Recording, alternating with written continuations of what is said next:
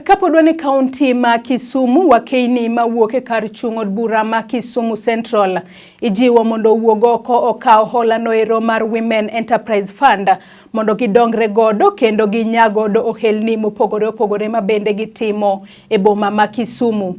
Jipo makamaendi ogolo kod Dr. Joshua Orona ma olap dhoge ndong ne kom mar od bura ma Kisumu Central 2022.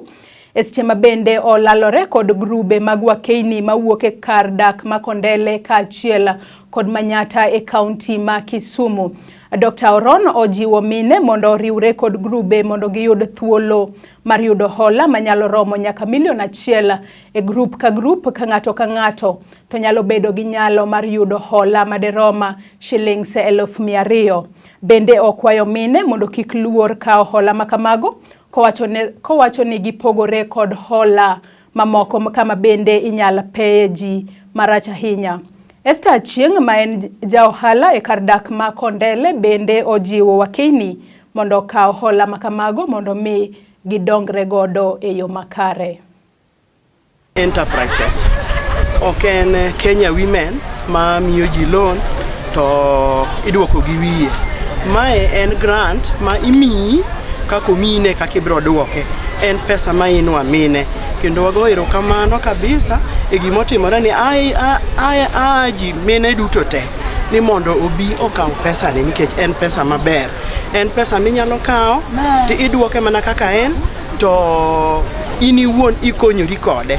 Adieri ok wasedhi maber nikech ji osebedo ka kawo mana pesa kuom Masai, kuom joma chal nade tidwoko gi wiye. Masama koro idwoke tidwoke ka koro idware gi thuon. Kawuono ne wan gi grube mag mine kwa luongo gi wabedo piny mondo wapor wach kendo wago mbaka e weche mag yudo pesa mag ohala. Kawuono no olimwa gi Women Enterprise Fund machiwo pesa mag ohala ne mine kaka e grube. Pile mine oluoro kawo pesa ohala nikech chien kacha osabed kipeyogi ka gikawo pesa mag ohala.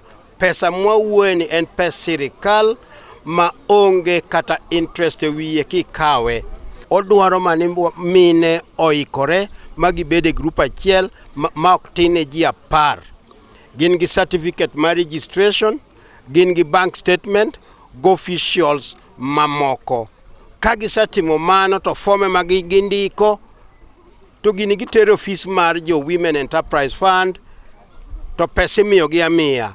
Ochakore gi 100,100 kagichulo mapiyo, oyiene gichulo e higa achiel mangima dweche 12 to kata kagichulo mapiyo tok rach giidho e okang' machielo mamigi pesa mar 2 moyiene gi kawo nyaka rom $1,000,000.